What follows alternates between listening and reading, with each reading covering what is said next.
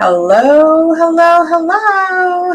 How are you? Happy fall. Yesterday, the sun moved into Libra, my sign, which brings us officially into fall season, which is not only my birth season, but also where I am weatherborn in, as Corag would say from the book The Highland Witch. Read it if you haven't.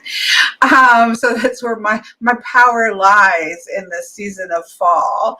And so I am so excited. I know none of these decks I think will be surprising to anybody that has watched my channel, because none of these decks, other than maybe one or two, are newish, but most of these are just pulled from my vault of love of fall and moving into Halloween and Samhain time.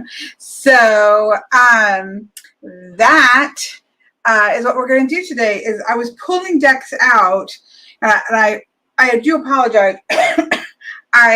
The season has changed dramatically in my area. We have shifted to really warm beginning into fall to very cold and wet and rainy. And then I decided to organize my playing card collection, which is, little tiny decks, but quite massive collection and dusty. So I apologize if I'm a little raspberry. So yeah, that is what we're going to do today. I was pulling things out for my own self, and I thought, okay, well, I usually like to do this where we take a look at the decks that speak to my soul the most, because they are of fall. And then these that we're starting with fall, and then we'll enter into the second part of fall, into Halloween and Samhain energy to start. Two things that I did want to point out, which I thought was pretty interesting and not surprising, but I've never fully made these connections. So these are three of my older decks, right? Almost to my oldest. So this is my absolute oldest deck.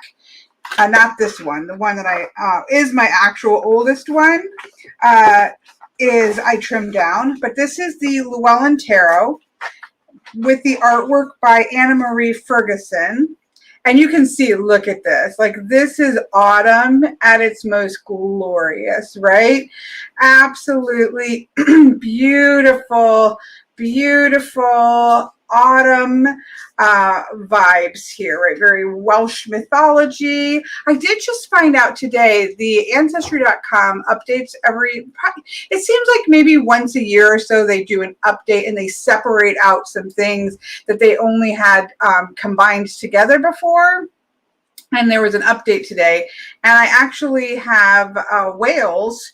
My Scottish seems to have split off between Scottish and Welsh, which I thought that was interesting. Not surprising, given my Irish heritage, the borders across the water on both of those sides. But anyways, random factoid there, but from today. But anyways, you can see how very warm and very fall this is. And this was my very first deck. I'm getting to a point, I promise. Hello, everybody coming in. I promise you I'm going to get to a point here. Okay, try to put that. Are we all not glad that these boxes went away? I'm so glad that these boxes have gone by the wayside. Another one of my oldest decks is the Tarot of the Hidden Realms. And if you look here, you'll also see very fall vibes to this deck, right? This is still one of my absolute favorites. And you can see that same sort of glowy fall colors to Tarot of the Hidden Realm. I love that shadow dancer. I love everything. I love that world card. I just love this deck. I love that death card. Pretty much other than Porn Stash Magician, I love I love this Seven of Wands. Has one of my all-time, it's right at the top, one of my all-time favorite Fool cards of any deck. Yeah, here's our Porn Stash Magician, but we gotta love him as well. But anyways, again, you can see it's got a very autumn fall vibe. This is one of my oldest, most used decks as well.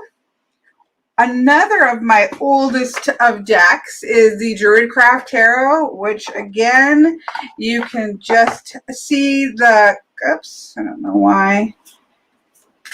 So what struck me today when I was putting these on the table is that I pull off this pile right here. So this is the pile of decks that is always on my, oh, they're out. I have an ancestor altar, and then right above that is all I've had for years, a nature fae altar space. And that's where I keep my decks that I personally access all the time. And if you look at these decks, you will see very obvious fall tones and vibes. This is the Shaman's Oracle. This is the Illuminated Earth Oracle. I don't have the boxes because they're sitting out. Absolutely stunning, earthy vibes. Obviously, I don't know, I would say yes, the Weaver's Oracle, but this to me crosses fall and winter time here, so I don't, but on the backs of it, it's very fall. Crow Tarot is one of my most used tarot decks, has a very, very fall vibe to it as well. And I don't even know what this is called. I'm so sorry because it's newer, but it's been out on my table for a while now. It's some kind of goddess deck. I'm trying to see if I can see the box over there underneath my altar space, but I can't. Maybe somebody will know what this is. But anyways, this is out as well and has very, very fall. So these are my most used personal decks that don't ever get put away, and they still have a fall vibe to it. So obviously, from the beginning of my tarot journey to the modern iteration of my most used decks, having a overall fall vibe to my most used decks carries through, right? I'm a fall baby. I'm a Libra, born in September, right? My birthday's next week. I don't even know how old I'm going to be. I think I'm going to be 54. I always get it wrong. Since I've hit 50, I have gone 2 times where I've gone a whole year thinking I was one age. Like when I was 52, that whole year I thought I was 53. I think I'm 53 right now, and I'm going to be 54. I guess after you hit the hump, when you hit the 50 hump, you're like, it doesn't matter anymore. Who cares? We'll just repeat this one. We'll skip ahead. We'll just mess around with time. So, yeah, so I love fall. Okay, we've established that has not gone away. You think I'm 52? Let's do the math, Miss Lady D. I can't, I'll be very surprised if I'm 52. Let's see. It is 2021, 1968. I am 53. So that means I'm turning 53? See? I thought I was 53 all year. I think Miss Lady D is right. I'm 52 and I'm turning, I thought I was 53. I don't know. I don't know how old I am. I have given up knowing how old I am. Regardless, I'm 52 now, and I'm turning 53 next week. Thank you, Miss Lady D. Who cares, right? Again, I think after you turn 50, it doesn't matter. You just don't. It doesn't matter anymore. You're sliding down the other side of the slope, and it doesn't matter how old you are. Okay. I know we're rambling here. So these first set of decks that are here are what I call more of the first part, because we think of there being 4 seasons, right? But there are not. There are actually 8 spokes of the wheel, and we have the beginning part of fall, which is really harvesty, and the leaves are turning colors in the U.S., in the upper U.S. So I'm in the northern part of the United States. We have full 4 seasons. Really, we have the full 8 seasons in all of their glory. So in my area, the first part of fall, where we're entering into right now, is where, again, harvest is being brought in. We have the leaves are going to turn the amazing, gorgeous colors that they turn up here in the northern part of the United States. And it is just a beautiful it, for me, as a loving fall more than any other season, is when the earth really just says, you want to see something? Do you want to see how amazing this world is? And it paints the world with absolute abundance of rich, earthy, but gorgeous, striking colors. If you've not Google search, if you live in a place that doesn't have fall leaves, I'm so sorry, but Google, say Michigan and fall leaves Michigan, and Google that and look at those leaves, because it's an amazing thing. The earth is in all of its splendor, and I love it. I love everything about it.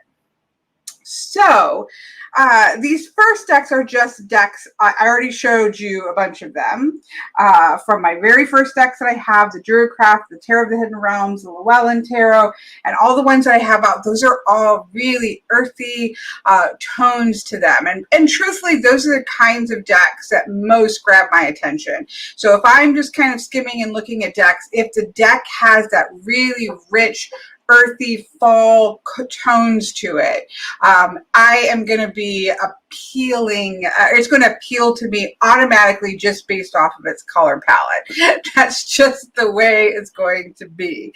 As we've already seen, but we've got a few more of those before we get to the pile over here that starts to shift to the second part of fall. So I may not have everything here that I would pull. Again, whenever I do these types of things, I just grab whatever comes to my mind, whatever I'm zipping through my boxes. If you're newer to the channel, I do have a box of a shelf, I'm looking at them, of cubicles that have my absolute favorite oracle decks, absolute favorite tarot decks, has a cubicle of historical decks. It has a cubicle of tarot and oracle that I use all the time in my professional reading. And I have a cubicle of decks that I'm kind of trying to figure out what I think about them. The rest of my decks are underneath my bed. I'm in a very small apartment, and so I have under the bed boxes. And usually around the turn of the seasons, I do like to pull out the under the bed boxes, go through them, and just see is anything fresh, wanting to come out of the box and play. So that's kind of how I approach with my deck. So I was doing that last night and kind of pulling decks out. I'm like, oh, it's it's the fall equinox. Let's do a fall kind of deck play with. Hello, everybody that's coming in. It's good to see you. Hello, Miss Anna. I see Jen. I see Amethyst Ascension. Hello, hello, hello. We are rolling into Miss Roxanne. I see lots of people. We're rolling into fall here. So this is in no particular order. I've shown you some of my favorites, right? Because the very first deck, still my favorites. The decks that are always out for me, big favorites. I use them for myself all of the time. And so those are big favorites. Let me do this. Okay. Most of these on the table are in these that are left, are in my actual favorites cubicle. So let's just grab here, right? This is the, oh my goodness, the Oak, Ash, and Thorn Tarot. This is, I love this deck. I haven't put it away since I got it last year. I think it was a Kickstarter. I can't remember. It's very earthy, very fall, into both seasons of fall, even into a little bit into the winter vibe of things. But it's those earthy vibes to this deck. I used this all last year for all of my Wheel Ahead. People get Wheel of the Years Wheel of the Year and Year Ahead readings. I used this deck for all of those last year. So this has gotten much use, and it just feels absolutely earthy, fall, animal deck perfection. This is one of the rare ones in which animal deck for me actually works, because most of the time animal decks don't really work for me. I often think that they should be Oracle decks, but this one isn't trying to have like an animal for every card. It's a animal theme, and there are animals on all the cards, but it functions very much as a straight up tarot, and for me, functions very, very well that way. And so I quite love this deck. It has not left the side of my reading table since I got it, which I'm going to put it right back where it is. This is the Angels and Ancestor. Good night to Candy, Soul, and Soil. I like your name. This is, again, aesthetically, I use none of these. We'll see that more in the Samhain decks, but none of these decks are decks that I only use in the fall. But you can just, this is like an exact epitome of my color palette. Like, just paint me this color, just have everything in my apartment, this color, these color. It's this earthy fall color palette that it just feeds my soul, absolutely feeds my soul. There's nothing about this deck that is particularly fall to me other than the color palette. It just, in this color, these rich colors that are still super earthy and warm, just feeds my soul. It feeds my Libra fall baby soul. And so obviously I use this deck all the time. It doesn't matter what time of year, but it just feels super fall. Not to mention, this is just a fabulous Oracle deck. Absolutely fabulous. It's in my favorite cubicle where it shall stay. The problem is going to be putting things out of the way because I've got decks everywhere. Okay, let's do the Pagan Otherworlds. We're just grabbing in no particular order. People are going to probably think this is a weird one, but it feels very fall to me. I'm sorry. This is my idea of fall decks. Again, none of these are new decks, or if it's brand new, I'll tell you. I think that the Samhain Oracle might be the only one in this collection, or that we're talking about, that's actually new. Most of these I've long since done walkthroughs of. So if you're interested in a particular one, if I haven't done a walkthrough, I'll try to note it. But most of these are decks I've had for a long time. There's just something earthy, fall-y about this color tone. Fall comes around. This is one of my absolute favorite strength cards. There's just something about this deck that I definitely lean into in fall. Again, are there springish feeling things? Sure, but it just feels very earthy and fall, and I don't know. Maybe you'll disagree, but that's what it feels like to me. And so I do tend to pull this out. It's always out. It's in my favorites. It's one of my favorite decks. But I definitely feel like using it even more in the fall because it just feels like fall. Oh, this is going to be messy.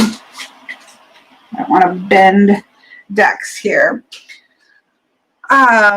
Here is, of course, I've got to Miss Deirdre of the bags. I think Miss Deirdre's here. She's my friend and she makes bags. Look at Miss Deirdre of the bags at my John Bauer tarot box. We can't have that. This is the John Bauer Tarot. Again, one of my all-time favorite decks. I've had this for a long time. It's not a traditional tarot deck in the sense of it's not a Rider-Waite-Smith. You have to be willing to traipse into the fall woods, right? You've got to be willing to enter into the darkness of the woods to really get comfortable and read well with this deck. But it feels, again, it has a very fall vibe to it. To me, it's just absolutely stunning, and I absolutely love it. But it does feel like fall. Like, again, I didn't, put any strict parameters for me or for myself when I was pulling these. It's literally, it's just walking through my decks and saying, oh yeah, that feels like fall. Oh yeah, that feels. Basically, it feels like me. You know what I'm saying? For me, when I think what feels like fall, it's like what feels like home to me, because it's the season I was born in. There is power to the seasons that we are born in. I believe.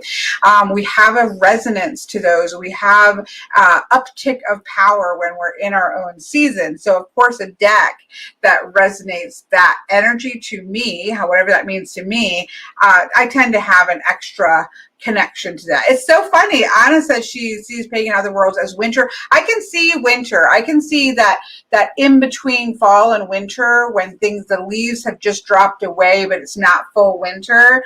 I can definitely see that. I can make a case for that with Anna. I don't really see it as a spring. I think that somebody said spring, but again, there are spring notes to it. So it's probably just an all year deck, but it felt like fall to me in the moment. I'm going to talk about this in a minute and this one in a minute. We'll come back to that.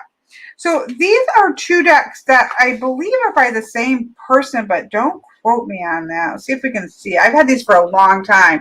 Holly DeFont. Let me see. Yes. Yeah. So these are two decks that are by the same person. I don't know if you can get these anymore, to be honest. And I don't know if I've ever done a walkthrough of this deck either. This is called the Incidental Tarot. But again, it kind of in color tones reminds me a lot of the Llewellyn Tarot. It's just really, but I still feel, I don't know, there's something about this that makes me feel, maybe it's the acorns, who knows. I always feel called to pull this out. I don't use this deck very often, but I feel the call of it in fall. Maybe it's just the yellow goldy tones to it. I'm not sure, but look, I mean, come on, it's the Oak Queen. So I think it's because of the golden tones and then the orange tones of the backs. Like I can't cut the borders because I love the backs of these so much. Again, I've had this deck for a long time, and I don't use it a ton, but I always feel the call for it at fall. And then this is, again, I don't think you can get this anymore, and it's definitely a pricier deck, but it's one of my favorites. This stays out all the time for me. It's a favorite deck, but it's something, I guess, about her artwork and the color palette that she uses. This one feels more, again, that end of fall starting to go into winter. But because I like to pull this one out, I like to use these two together. So they always feel like, okay, it's fall. It's time to pull these two decks out because they kind of go together hand in hand. So that is the Incidental Tarot. Again, I'm not 100% sure if this is still available or not because I've had it for a real long time. I don't know. This one I have. I've done a walkthrough of the Curious Oracle. Oh, I just noticed I ripped I was going through my shelves, my playing card shelves, and I skimmed it and I picked at it, so that's going to be annoying to me. Anyway, sorry. Rabbit trailed my brain. I have not done a walkthrough of this, I don't think, but I have done a walkthrough of the Curious Oracle, and I don't know if either one of these are still available. So there's that, but they do feel like fall to me. This one we've talked about in my mini deck collection. I kept this one out since then. But this, again, this for me is all, again, fall decks for me are all year long. So none of these decks am I saying that you can only use at fall, because all of these decks I use all the time. But it just feels very foresty and deep in the forest and jewel tony and raveny, and we're entering into the other world, which I guess for me, the other world, I know we think about the other world as the Summerlands, but for me, the other world would have much more of a fall tinge to the color tones than straight up what I think of summer. So I do think of this as, and look at the backs, like it just feels, it feels very fall-esque to me.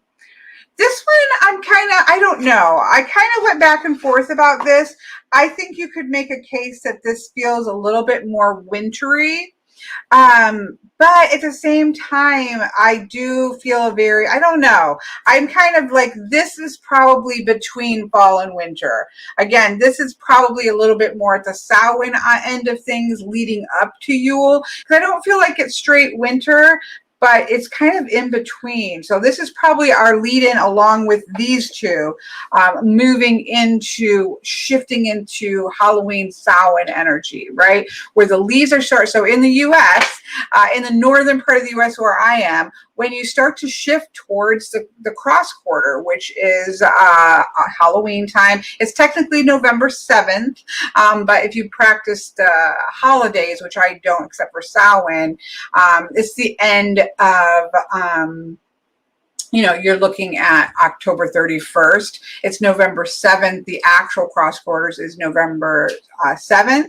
And so the leaves are starting to fall off, right? The winds are picking up. The air is getting colder. The leaves have fallen off the trees, but we're not in winter yet. It's that falling away period of fall. And that's what this feels like. It feels like a movement into the second part of fall, which is where we're going to head to. So this is a Rackham Oracle. I have not done a walkthrough of this yet. Maybe I should leave it out and do so.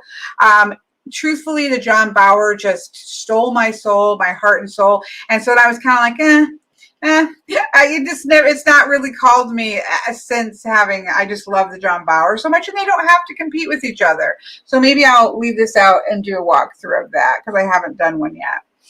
But a perfect example of this movement, I think, from full fall, from fall equinox into the fall cross quarters is the Hush Tarot. This is one of my favorite decks. I absolutely love this deck. B, it feels very much like fall. It has the color tones, but it is muted. There's a muted quality to it, and it really leans into the understanding of Earth in all of its bounty, but also the decay side of Earth, where the leaves do fall away and decay into the ground to put nutrition back into the ground so that it can come back up again in the spring, right? So it feels like a cross between the two, where we've got that blending of the abundance of fall with the decay that is fall. Maybe that's also why I love fall so much, is that in those two parts of fall, we have both the absolute harvesty glory of the earth combined with the second part of that, in which things fall away and we have to release things. It's just perfect, right? Absolutely gorgeous. No, I have no idea about the issues with the artwork, Miss L. Absolutely none. I've done a walkthrough of this, but I've not heard anything about the artwork here. But I love the deck. Oh, look at that. I mean, come on. The artist is amazing. I don't know. I think this is probably a pre-existing artwork deck. I did a walkthrough, and that was my guess. I don't think it was made for tarot. But it is, to me, this is such a fey deck. This is very much that being in that liminal space between the harvest and the decay, full decay of winter, right? The full clarity of winter. So that is ushering us into that, to the Samhain energy. And same thing with the Dark Mansion Tarot, because I love this deck so much. This to me feels still very fall, our very first part of fall. Just the color palette is just gorgeous, but it's moving you into the whimsy of Halloween, which is where, oh, you meant the Rackham. I'm sorry. Okay, so just for anybody watching back, Miss L was saying that there were some issues with the Rackham Tarot. No, I haven't, because I haven't even done a walkthrough of it. So I'll look it up before I go. I use the Rackham Oracle, so I really haven't used at all the Rackham Tarot. I haven't done a walkthrough of it yet. This one is moving us into Halloween, right? So this is, I just love this deck. I love the back. I've done a lot of readings with this, actually. I do a lot of readings with this around Halloween. I absolutely love this tower. There is the whimsy, the dark whimsy, right, about this deck. It's not a dark deck in any means, but it has that dark whimsy that Jim Burton, I know they probably get absolutely sick of hearing the comparison to Jim Burton, but that's kind of what it feels like. Obviously, I have The Nightmare Before Christmas, but I'm saving that for Christmas time. I love this deck. I go back and forth. I teeter on wanting to get the smaller version of the deck because it is a big deck, this version. But it's kind of hard to buy the deck again. When I don't use it a ton, I just use it around Halloween. So I'll probably just be happy with this one. But I mean, look. I just love it so much. I really do. It makes me so happy. But this is ushering for me into the Halloween season, which are the decks that we're going to look at next. Okay, let me clear that off. I have two other playing cards ones because I love playing cards as well. And actually that's what started all this, as I was kind of refreshing what playing cards that I have on my reading table. This one never leaves. Again, it's, you know, it never leaves my table, but it has a very, again, it has, to me, a very autumn feel to it, especially with the hearts and the diamonds being these beautiful fall toned leaves. So this is like autumn on my table all year long. So I had for playing cards, this is for me pure fall vibes that I keep out all of the time on my table. This is called Fauna, and this is the veiled edition. I also love the other edition that they have, but it has 4 different colors, which is stunning for my collection. But for reading playing cards, I like there just to be 2 colors, and so this is always on my table and very fall. And then I also have pulled this one out for fall, which I also love, which is the Fae deck. Now, this isn't necessarily super Fae feeling. It's just that for me, Fae itself feels very fall, and there are muted tones. If you see this in person, it's got a muted tone to it, but also very vibrant. I'm trying to find some of the people cards or the pet face cards here that I absolutely love.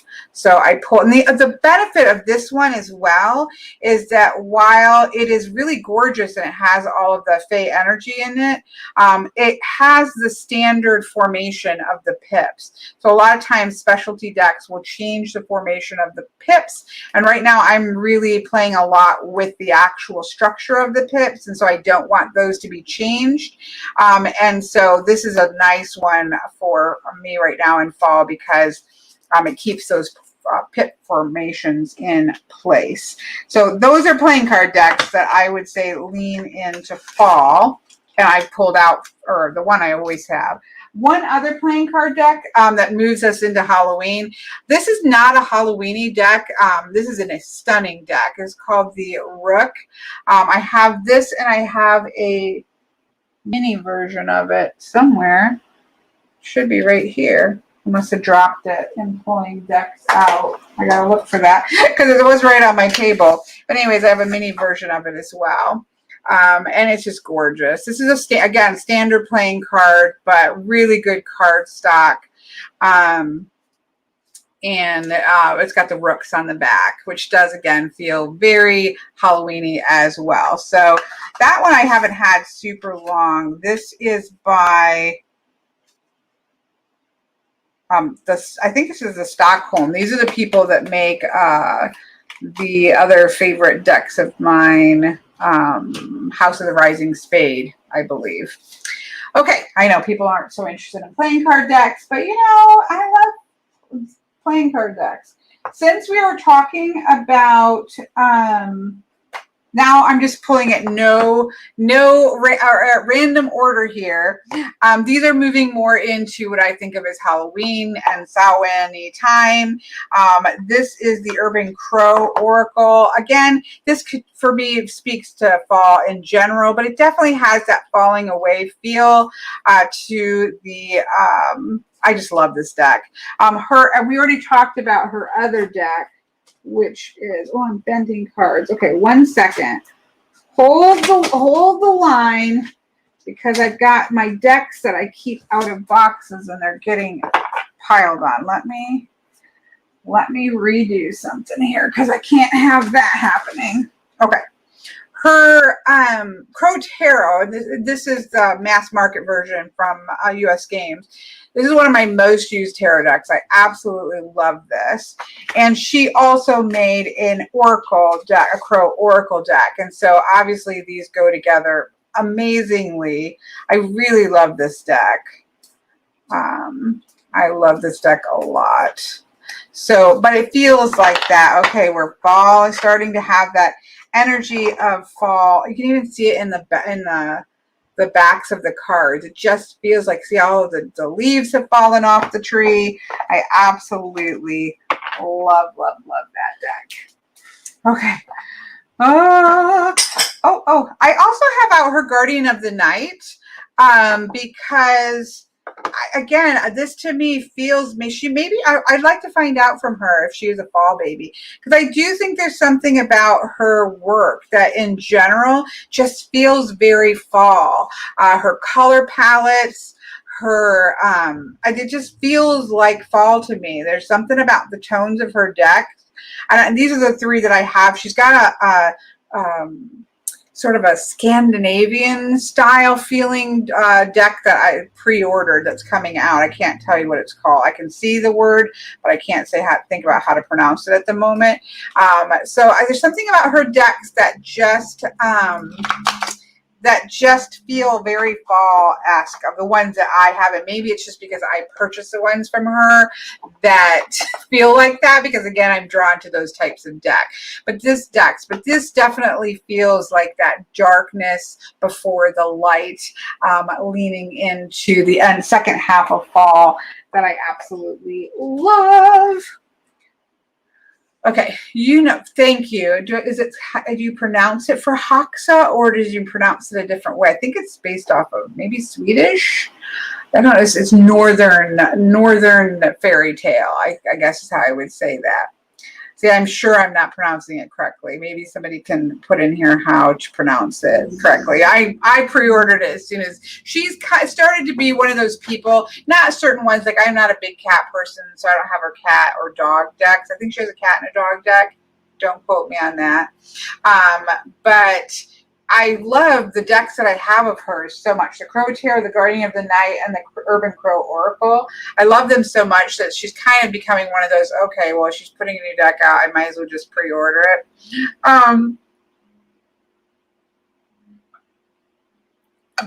So we'll see.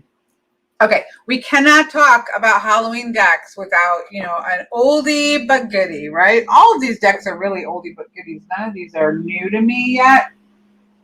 But the Halloween Oracle just, it just stands the test of time. This is not a deck that I use. This is not the original back, so I'm sorry. My friend Patrick spray painted this with a black spray paint, and it has held up gorgeous. The one thing that if you can go back and watch the my walkthrough of this deck, the one thing I did not like about this deck is the back, because if you look at the front, it's an absolutely gorgeous, vibrant, earthy deck of just stunning. The artwork is absolutely beautiful. But then the back had these weird little like cartoony ghosts and things on them. To me, the back really took away from the flavor of the rest of this deck. When you actually use this deck, there's a lot of power to it, and I just didn't feel like the back of it spoke to this front part of it. It's just a stunning deck, and I love it. It's one of my favorite Oracle decks. This doesn't ever get put away. It's always out my favorite cubicles, and I love it. So to me, this is, straight up Halloween deck. This one can't be beat. It hits all the right things. I'm going to do these so I can kind of move them away from the edge. This is these three decks for me fall. I always lean into embrace the magical of Halloween time for me is a big lean into what I love about divination, which is that more of that fortune teller style that we would call it. I don't know how best else to describe it. And so these three decks really lean into that energy and that feeling of a fortune telling style deck. This one is one of my all-time favorites. I've had this for a really long time. If you've watched my channel a long time, you will have seen it many times. But this is the Madame Endora's fortune cards. I don't know if this is still available or not. I mean, just look at the colors in the night. Like, you just feel like you're sitting at a table at a festival and somebody's coming into your tent and you are, you know, doing a reading. This deck to me is just pure, not to mention it's just a good deck, right? So it's not just the looks of it, it's just a super well readable deck. I know there's a book for this now. A lot of people pointed out to me, although it's not just about the cards. I think it goes into other kinds of divination. I'm not sure. I don't have it. I haven't read it, but the deck itself, it's just gorgeous. And I mean, look at that. You just feel like you are doing the work of magic and divination when you are using this deck. There's just something super magical about it that I love. And yes, this was a bag that was sent to me, and this has stayed in it for years. And it is really perfect for the deck, and it also is a very magical bag. It's definitely a fast favorite. But it has housed Madame Endora's for the longest time. I'm totally missing chat, so I'm so sorry. So I'm not sure what deck's being talked about because I have been trying to not have us be here for 3 hours looking at decks. This deck is called the Madame Endora's Fortune. Oh dear. Oh dear. Madame Endora's Fortune card. So I wanted to get it right. You used to be able to get these really cheap on Amazon. Like, it was one of the cheapest Oracle decks. And then I feel like somebody a couple years ago had said that they had gotten quite pricey to get. And because it's just in a little, usually it's just in a little tuck box. I don't know if they're still available today. I'll be honest. I've had it for a very long time. This is in the same vein as that. This deck is called, this is going to be hopefully have it. Here we go. This has, I think, a deck now that has more cards than mine. This is called the Witchwood Oracle Fortune cards. And you can get them. I got these on Etsy, I think. But there's a website there, witchwoodoracle.com. This has that same vibe right there. The key, the mask, the wand, the owl, but just the vibe of the cards, the witch, the anchor. So if you like to read like Lenormand-esque style, fortune-telling style decks from, there was a huge boom in the 1800s of fortune-telling style decks. And this plays on that same energy of that. And there is just something magical about using this particular deck that I absolutely love. Yeah, I've heard that. I need to pick the book up, but I had looked at it and it wasn't quite what I was thinking it was, so I had opted not to get it. But I can't tell you anymore why that was. I think it's not just about the deck. I think that it also has other fortune-telling stuff in it. I'm not sure. But these are called the Witchwood Oracle. Witchwood Oracle. And again, it says the witchwoodoracle.com. I believe I bought mine on Etsy from the seller. I have a walkthrough of it somewhere. This is a deck by Miss Jillian. And this has that St. Jillian C. Wild. And this has that same vibe. All of these that I'm showing right now have that kind of fortune telling style decks at its best that just feel like magic, right? This is called Antiquities of Magic Oracle. I mean, look at the back. So just look, you just feel like, again, you're just, you know, this is great size because you can do like a 9 card, a 6 card, and it just has that vibe. You just feel like you're doing magic. You're embracing the magical side of divination. I know that today many people embrace the psychological side, the inner work side, you know, the personal development side of divination, and I'm all for that. But there is still magic about divination, right? We love divination. It speaks to the magic that's within us and connects us to the magic that's without out of us. And these types of decks for me embrace that fun and that magic side, as well as being very workable, usable decks. Like, these are not toy decks or fun decks. They are fun because they embrace that side to me, but they are very good decks and really work well. So that is Antiques of Magic Oracle. That also feels like that. And the last one I would say in this particular, well, I guess we'll do these two too. The last one that has that same vibe to it, and you guys are not going to be surprised, is the wonderful, I don't even know the title of this anymore. Like, what is this even called? It is called the Mildred Paynes deck. I don't know what it's called. Mildred Paynes deck. I just, everything about this deck I love. This was a deck that was made in several pieces. It came with a first part, and then there was expansions to it, and everything, and there was a story that went along with it. I love everything, and then they put it out with all the same backs, which I particularly like because I actually use this in readings, and I do like to have the same back. Mildred Payne's Secret Pocket Oracle. Thank you, Gigi. I just love this deck, and I have several videos about this deck. I have purchased all of the expansions to this. I repurchased the deck when it had all the same backings.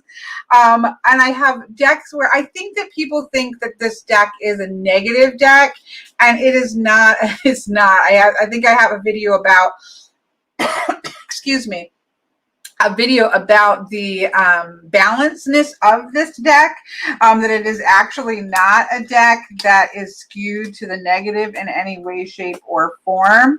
But it just is one of those decks that brings you joy, or brings me joy, that you, yeah, you have to be able to have a little whimsy to it. And there are cards like Blood.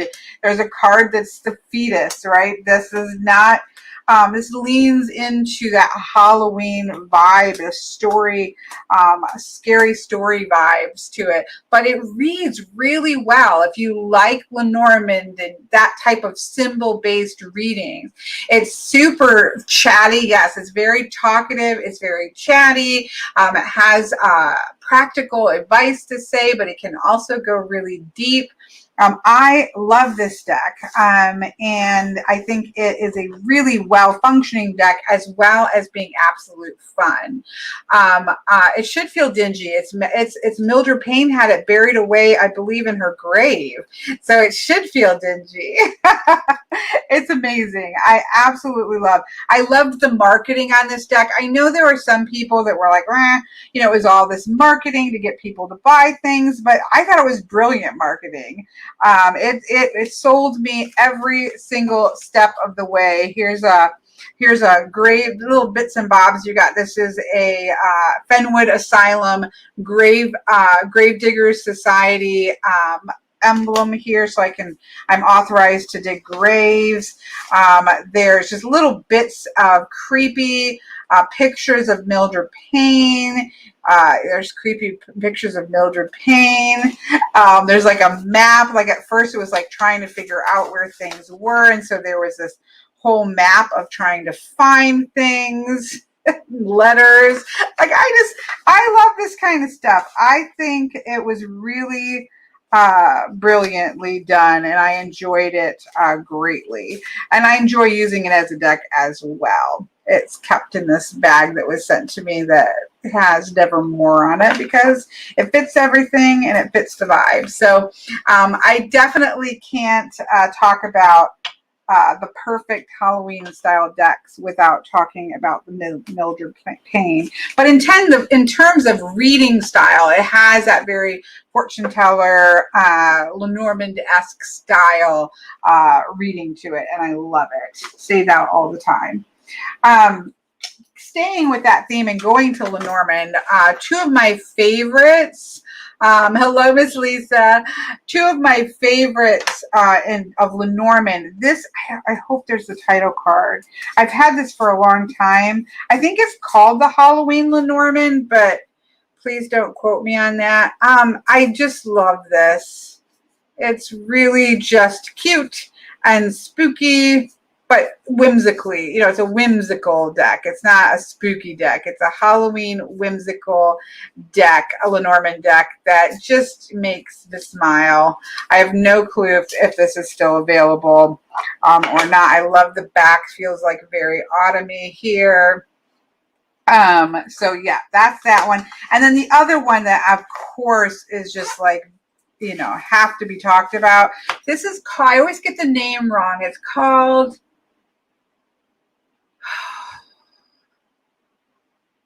I don't know if it's a Bohemian Gothic.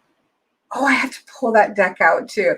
I don't know if it's a Bohemian Gothic Lenormand. I feel like it's something not quite right. Something like that. But it is very like the spooky. It's very dark. Every card. So look at the lady. If everything is dark, you are in, you know, Edgar Allan Poe's world here. And in fact, the man card is the Edgar Allan Poe. It's very, very dark.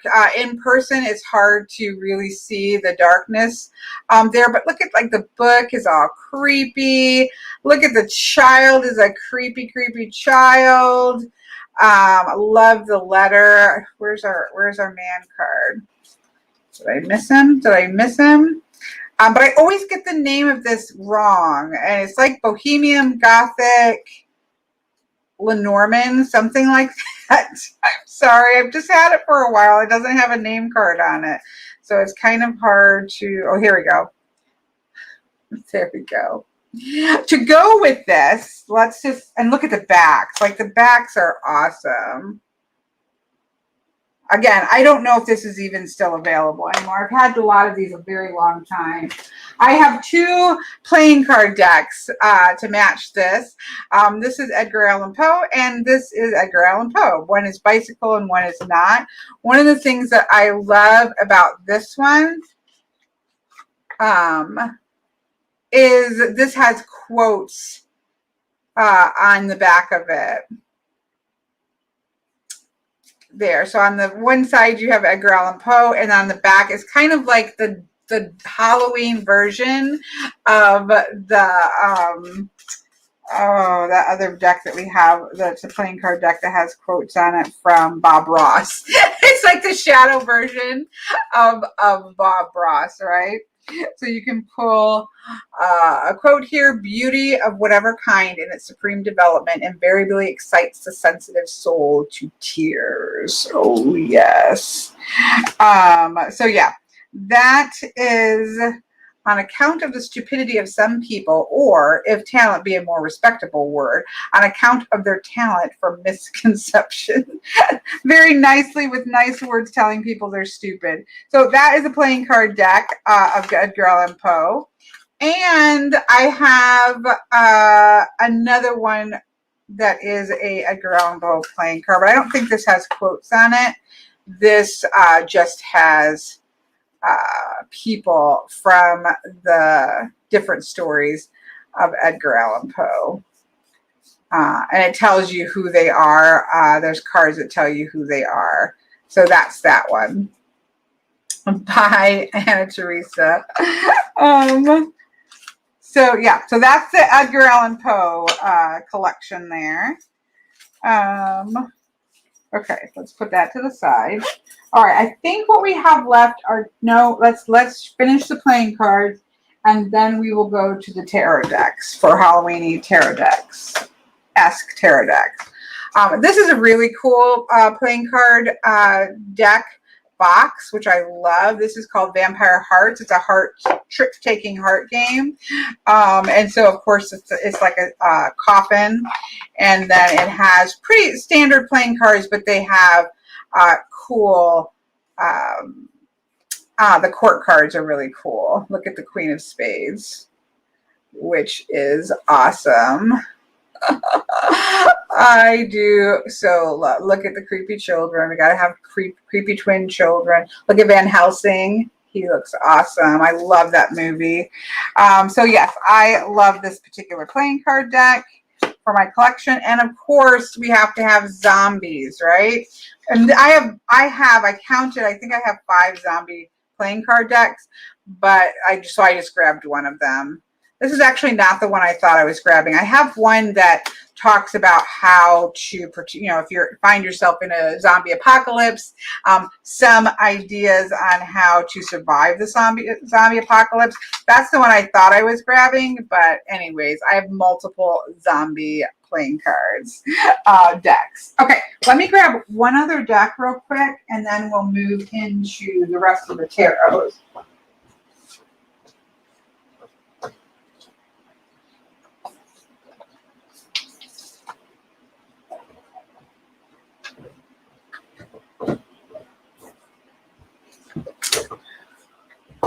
We cannot have a fall and Halloween style deck collection go through without having the Bohemian Gothic Tarot.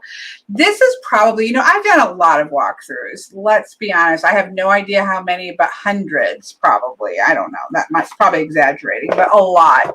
And if I had to point to, if I had to think about some of my walkthroughs and say, what were my favorite walkthroughs to do, this is definitely at top of the list. Probably the Fountain Tarot is pretty up there, too. That was a very impactful walkthrough for me.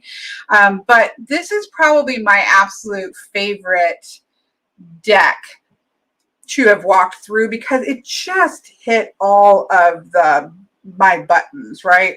It just hit all of the buttons, and it's a stunning deck.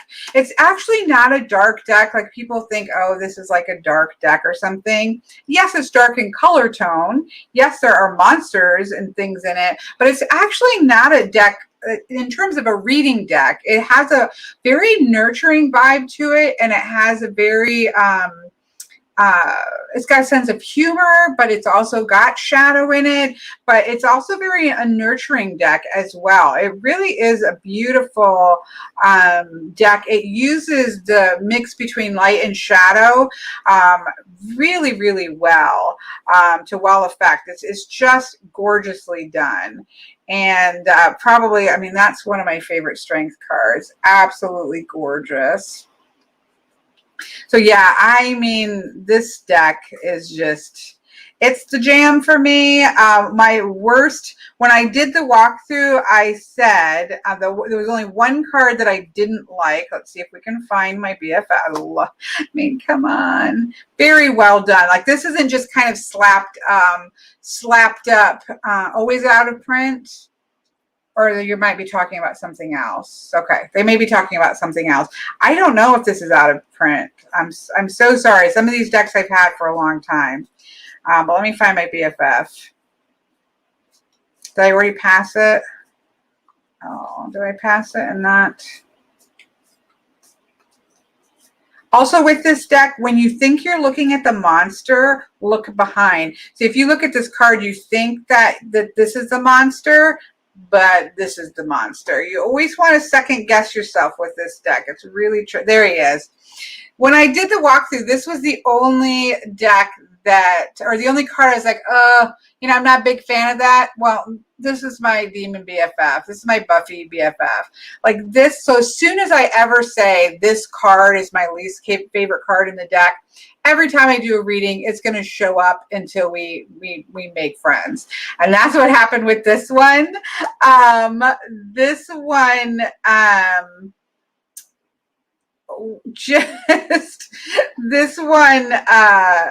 I was just like, that's not my favorite. So it showed up all of the time until we have made friends and became best friends forever. So yeah, probably out of all of my walkthroughs, this is probably one of my absolute favorite walkthroughs just to do.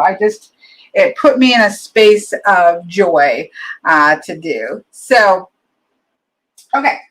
We're getting close, folks. We're getting close. We're not doing bad. It's only an hour. Okay, I'm trying to stay on track. I know that means that I miss all of the conversations in the side, but I'm trying to at least stay somewhat. Oh, I want Pride and Prejudice with Zombies deck. Yes, Al, I 100% agree.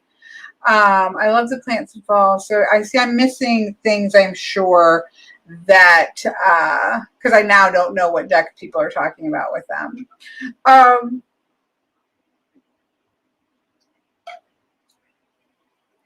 Oh, Kristen said, hello, Miss Kristen.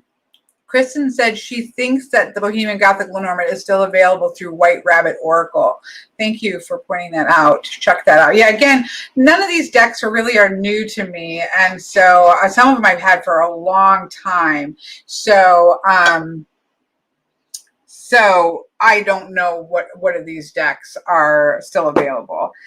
This is the Zombie Tarot. I actually have another Zombie Tarot, but I didn't. Is it called is there another one called the World War Z Tarot deck? I have to admit that one didn't really do it for me. I think I have it somewhere. I don't even think I did a walkthrough of it. But this deck is a cheeky, funny deck. This is like Shaun of the Dead in a deck, right? It doesn't take itself overly serious.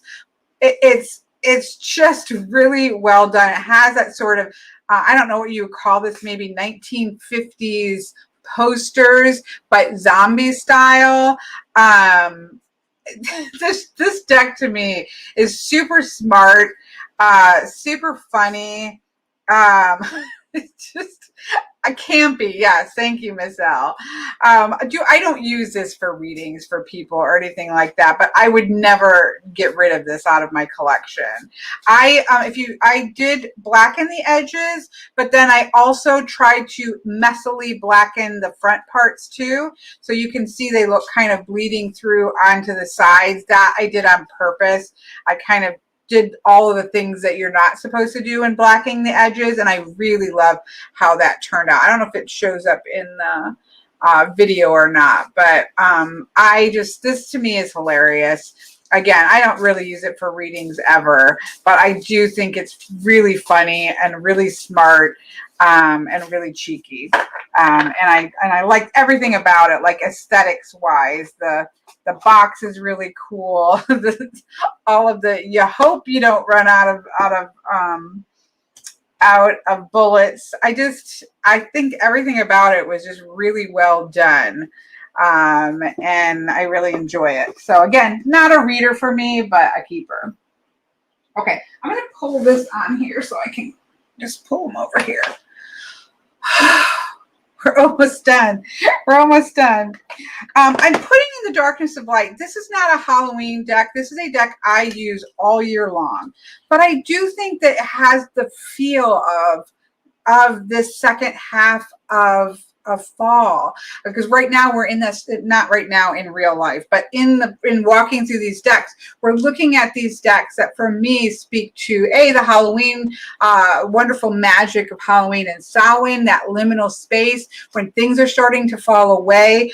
This has that same feel to it, even though this is not a Halloween deck. This is a deck that I use all year long.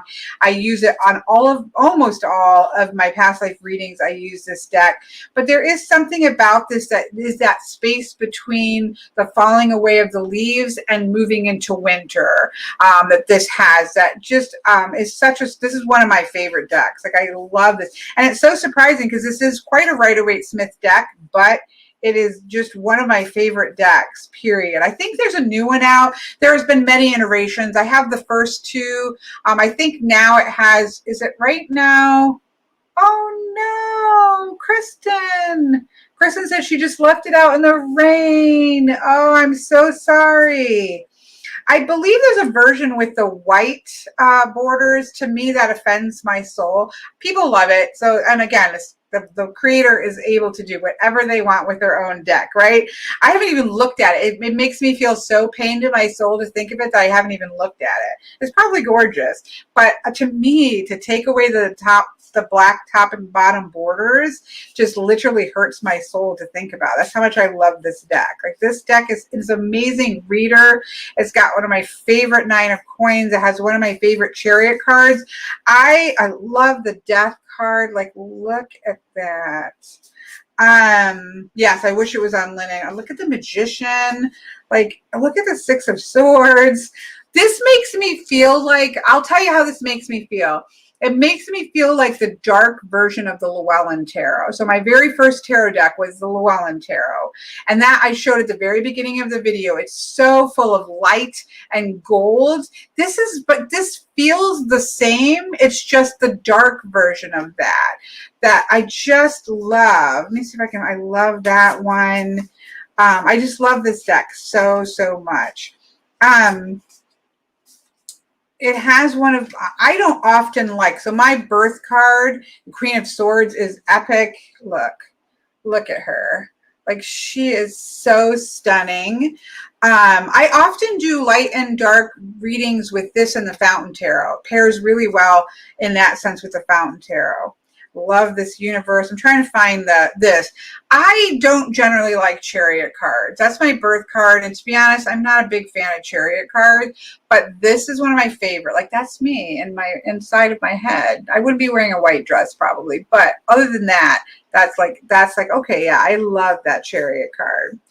Anyways, yes, I just love this deck so much. And it definitely feels like liminal space, and I use it all the time.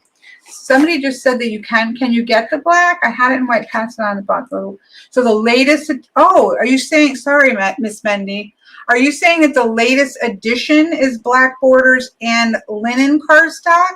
Is that what you're saying to my soul? I'm going to have to purchase that because I would love this in linen. I use this constantly. I am waiting to see what Miss meant. That will be my deck purchase, I guess, for the fall. I haven't really bought a ton of decks lately, and that might be the one I do. I have not done a walkthrough of this yet. I am going to. Oh my gosh, yeah, I'm gonna have to get that. I'll have to definitely get that. I have not done a walkthrough of this yet. I got it last year, but I think I got it at the end of the season, and I haven't done a walkthrough. I'm going to leave it out to do a walkthrough of it. This does look really cool. There's something about this. It almost looks like an even darker version of the Darkness of Light. Does that make sense? So I'll have to do a walkthrough of it for Halloween time. I will say the bird masks are really creepy to me, but it does look really cool. So I haven't done anything with this. Have I shuffled it? It looks like, no, I don't think I've even shuffled this yet. So I will definitely, I love that 3 of Cups. I'll do a walkthrough of this, but it almost feels like a little bit darker version, a darker crow version of the Darkness of Light, if that makes sense. I mean, she looks really awesome. So this does to me, like a lot of times these types of decks, like I said, the other zombie deck that came out didn't really do it for me, but this one looks kind of creepy cool. It looks very powerful. Like, look at that Emperor. He looks very powerful. Look at her. I mean, come on. It feels very strong. It's a very strong, shadowy feeling, slightly creepy with the masks, the crow masks, because they look like plague masks. But it does have a strength about it. So I'll do a walkthrough of it. I mean, look at that. That's pretty cool. Like, that's pretty creepy. She is tangled up in her mind. She has got herself all out of whack. All out of whack. Look at him. He's awesome. So yeah, I need to do a walkthrough of this because, again, I got it last year, but I haven't really done anything with it. It was at the end of the season, I think. And so I'll leave that out and do a walkthrough of that. Yeah, very strong, because I am a person that likes strong empresses. I really don't like wishy-washy empresses, and I'm not even as a huge fan. I mean, I do, like, I love, if you think about the Darkness of Light Empress, she very much is that Mother Earth feel, but she feels really strong, and I love her. Whereas that one is that Empress feel, which is what I really like, because we have the Queen of Pentacles, who is Mother Earth. So I really like my Empresses to feel like an emperor. Do I do walkthroughs only of the decks? No, for sure not. Well-tempered Claire. I would call my deck walkthroughs deck experiences. Like, I like to really dig in and experience a deck and just kind of chop it up. And really try to figure out what's going on. And that's what activates a deck for me. So often, a lot of times my deck walkthroughs are first impressions and really kind of let's dig into this kind of feel for it. That's the best way I can say it. But then I do have other ones of decks that I've used for a long time, depending on when I've gone about doing the walkthrough. But most of them are more experience it with me the first time I go through it, is how I guess would best say it. Other people who watch my walkthroughs would probably do a better explanation than I do. Which one? Viv's Tarot Info asks if I have done readings with this deck. Which deck? Sorry, because I kind of whipped through a few of them and I miss where I'm at there. If you're asking about the Murder of Crows, no, I haven't even done a walkthrough of this yet. I don't generally read with decks often until I do a walkthrough. It's literally what starts me working with a deck. It's story time with Kelly. That works, I suppose. I feel like they're like, come into the woods with me and let's go through this deck. Here we go. This is what I've had for a long time. I don't use this deck, but I do love it. It's called the Gothic Tarot.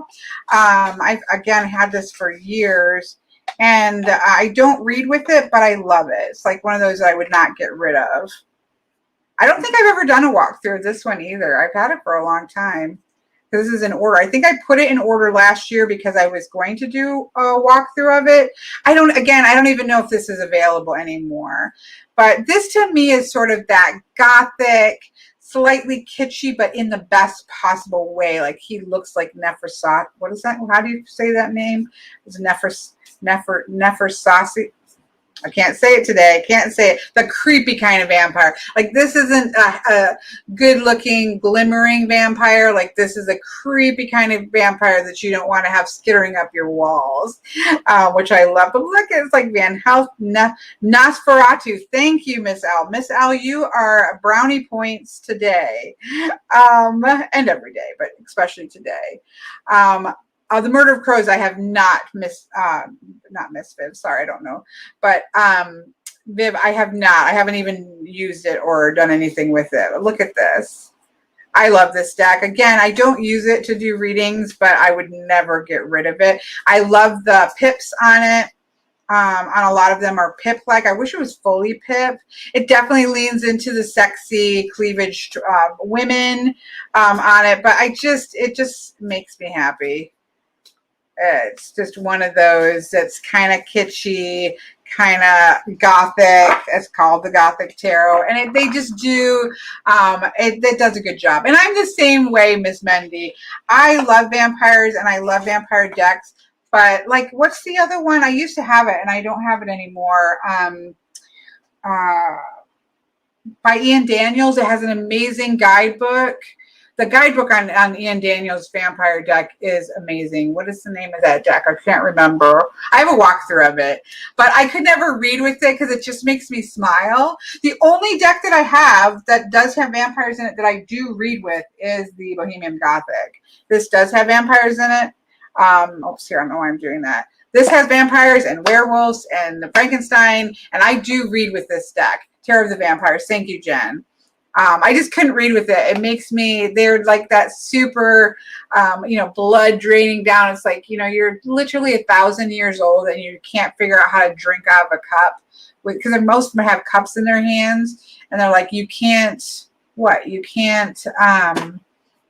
your mouth or drink out of a cup. Like, I drink juice and I don't have juice all down my face.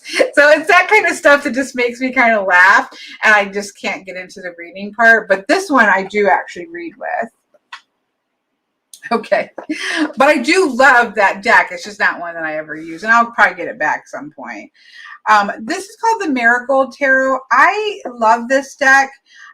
This I've used along with totally, my brain is blanking. I'm surprised I didn't bring it over here. Oh, I'm having a total blank.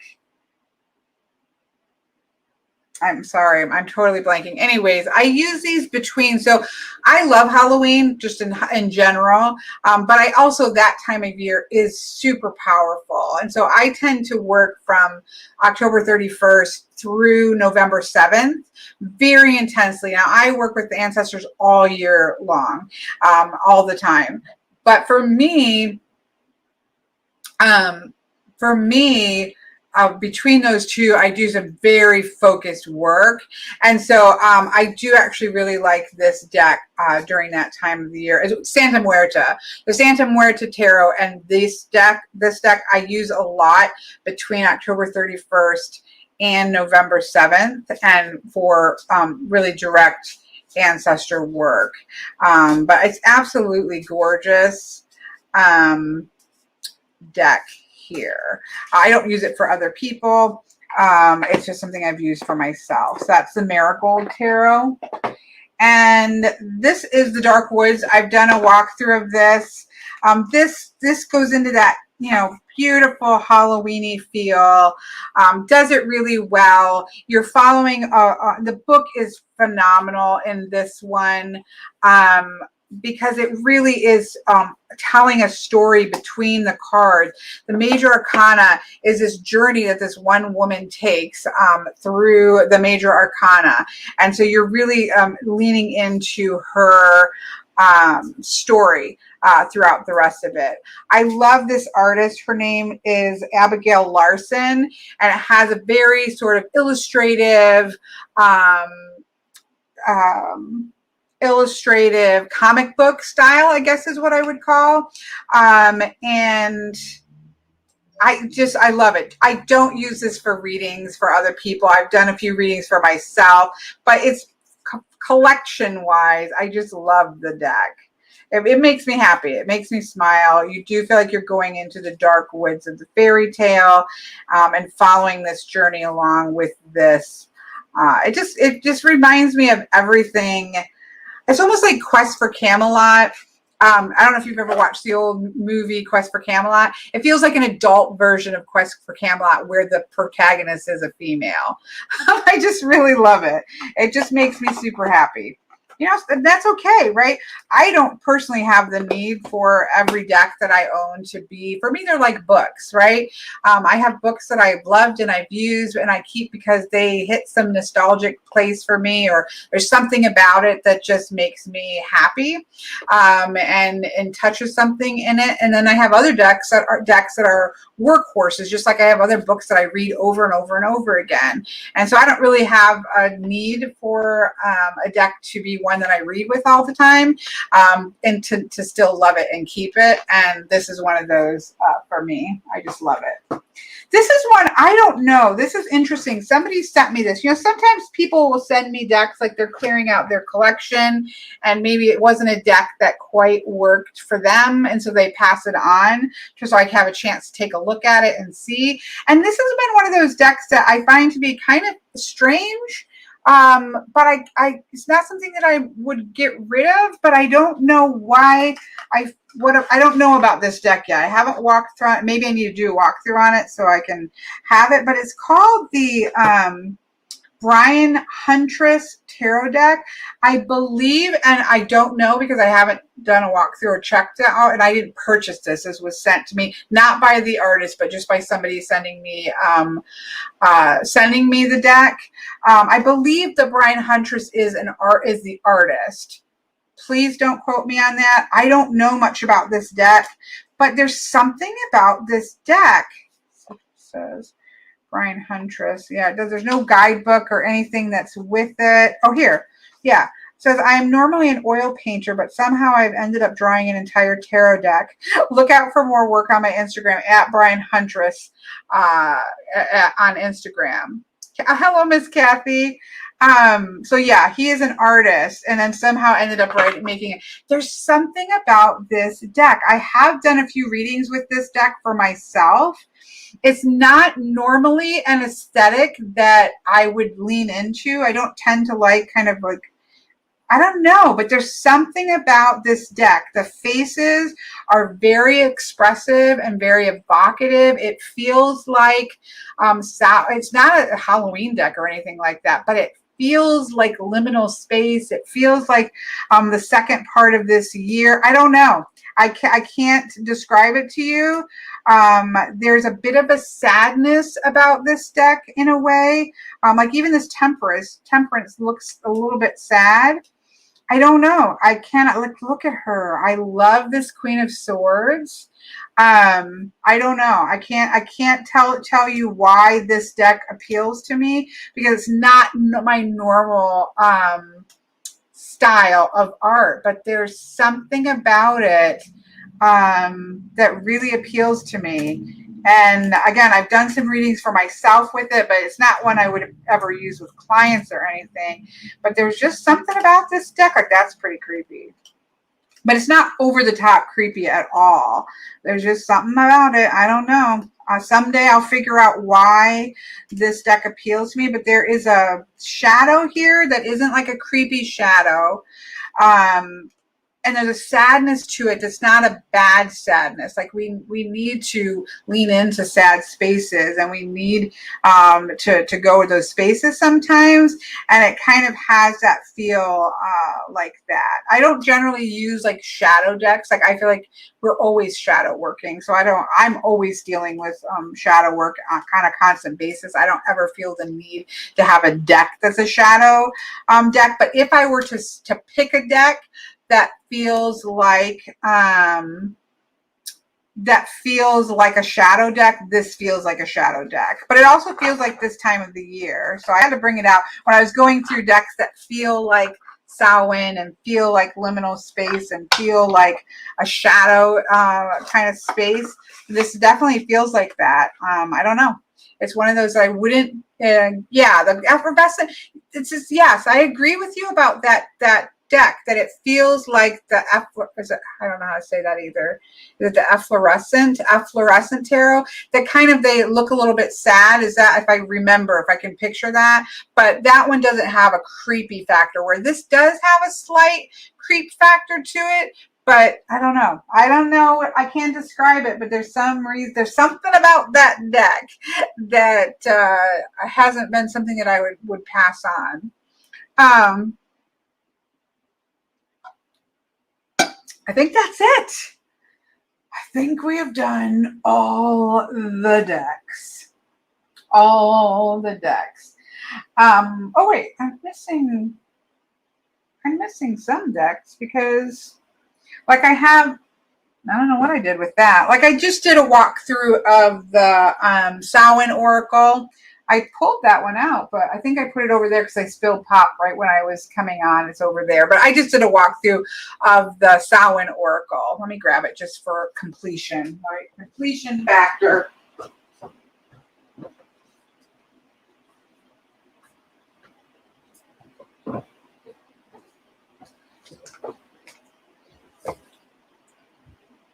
Mandy says, I have the efflorescence that makes me so sad when I use it, but I can't get rid of it. Yeah, that's kind of how I feel about that one. Is it feels like there's something sad about it, but it's not sad in a bad way. It's kind of, it's evocative and it triggers something that I just can't get rid of it. This is, I just did a walkthrough of this. This is probably, of all of the decks, this is the newest deck. All of the rest of them I've had for at least a year, but most of them I've had for a long time. So I haven't used this one yet. I just did a walkthrough of it, as well as the Yule Oracle. And so I'm going to play around with it this season. I got it at the end of, so I've had this since last year, but I haven't used it at all. I got it at the end of the season. A couple people in the a couple people in the comments were saying, this compared to Halloween Oracle. I would not compare this to the Halloween Oracle. Well, in my opinion, nothing can really trump the Halloween Oracle, but they're very different decks, right? I don't think that they have to kind of be compared because they're very different. They don't have it all the same tone or the same feel to them. Like this, it's got a vampire, and I do read with this deck. I love this Night Song. This card is really powerful. I love this veil as well. Spirit 277. Have you done a video on how you utilized it? I have Spirit 277, but I believe it's only on my Patreon. I do have a Patreon that the way that I separate between the two tends to be, if it's a deck that's really personal practice for me, it tends to go there. I just prefer those things to be a little bit in a smaller community base versus out there in the wild. So I believe, if I'm correct, maybe Miss L will know because she's been on point knowing things. I think that that's just on Patreon, unfortunately. But I didn't do spreads on there. I did do I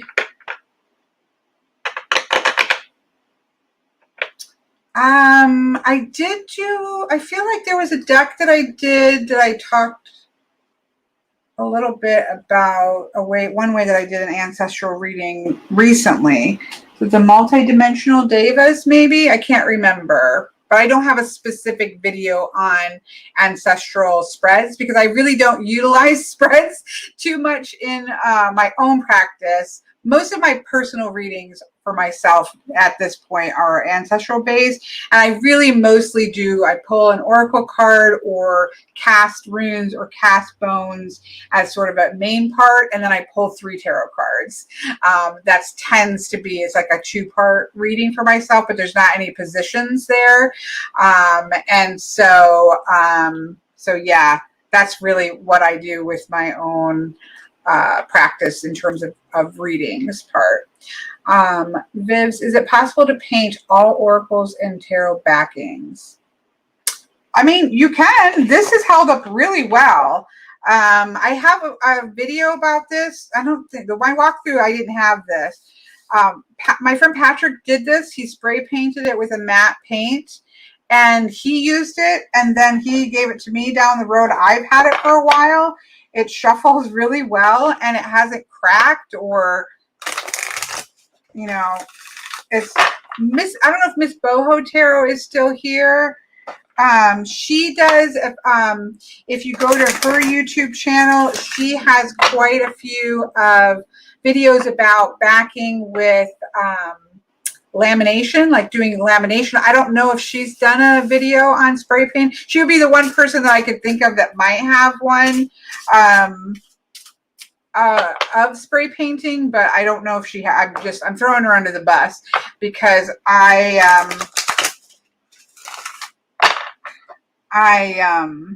she's the only one I can think of that might have done a video like that.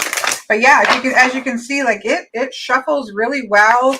There's no kind of cracking in it or anything. It's got some different like tones to it from the matte, but I love it. I think it's absolutely perfect for the Halloween Tarot. So yeah, I really love how it's turned out. But I know that yeah, Dawn Michelle, which her channel is called Boho Tarot. I think it's just called Boho Tarot. So I know she has like contact paper and stuff like on the back showing you how to reback them. It's good for thinner decks too that maybe are too thin, but she's definitely got some channels or videos on that. So you might check that out if you have a lot of decks that you would prefer to not have the same, you want to change the backing on. There are ways to change it. Obviously you can spray paint it, or you could also use contact paper. I've never done a contact paper one myself.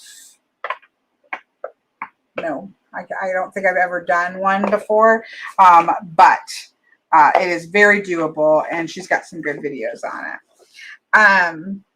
What was Miss Anna saying? The sadness in the effervescent tarot reminds me of the Edward Gorey opening animations for the PBS Mystery Series. I can't picture that at all. I'm going to have to go look it up and see. Apparently it was in the 80s. Tammy Pie says Gorey was pretty gruesome. Yeah, I have no clue. I don't even know what they're talking about. I don't know why I brought these two out together. Oh, I think because people were saying, they're very different vibes, and they really are. I don't consider these to be the same decks. They really have a different vibe to them at all. And in my personal opinion, for just straight up Halloween Oracle, this is like my jam. I just love this deck, and I've used it a ton.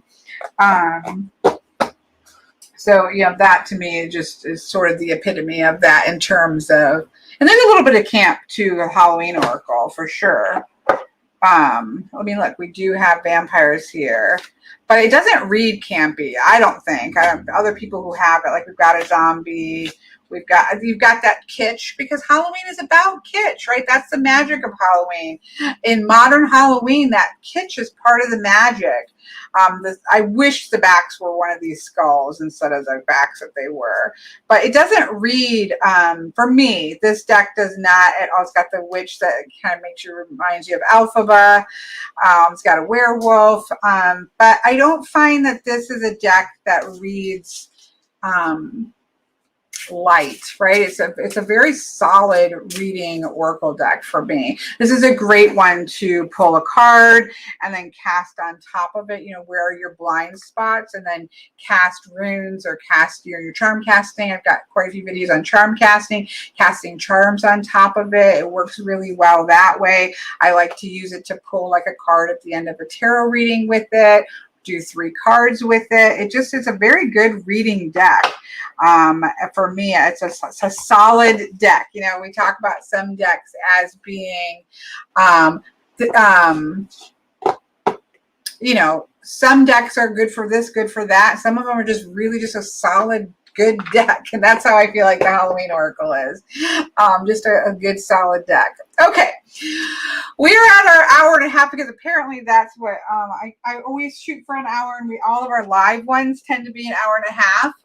But thank you for coming along with me on the cusp of the autumn equinox, the season of my birth. We've entered into Libra, the sun in Libra, as it should just be in all year long. And so I thought this was a time to look at these types of deck. I hope you've enjoyed a little bit of a history walk back into my collection of decks, and I hope that you have a wonderful fall season. Obviously, I'll see you at before the season's over, but enjoy the fall. I don't know, whatever it looks like to you, right?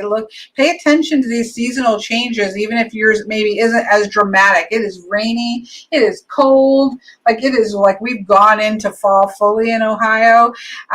And enjoy whatever that looks like for you in your particular place in the world. I am going to enjoy cozy hot chocolate, spiked hot chocolate, a little bit Irish hot cocoa. Buttershot spiked into hot cocoa is fabulous this time of year, or just some good cinnamon spice tea. Tis the season to leave for, if you're in a cold climate, tis the season to enjoy it. I'm so sorry, Miss L. It really does hurt my soul for people that can't have fall in all its glory, but you have other things that I don't have, and so I'm sure that you have wonderful experience in the south of Florida yourself as well. People want to leave the north and go to Florida all the time, right? I have to have all the seasons, so I wouldn't probably ever move all that far south, but but I'm sure that again, you have things that I don't get to enjoy, like going in the ocean all year long. Not in hurricane season. All right, I'm going to go. I'm getting slap happy. Talk too much. I will talk to you all later. I'm going to kick you out, hypothetically speaking.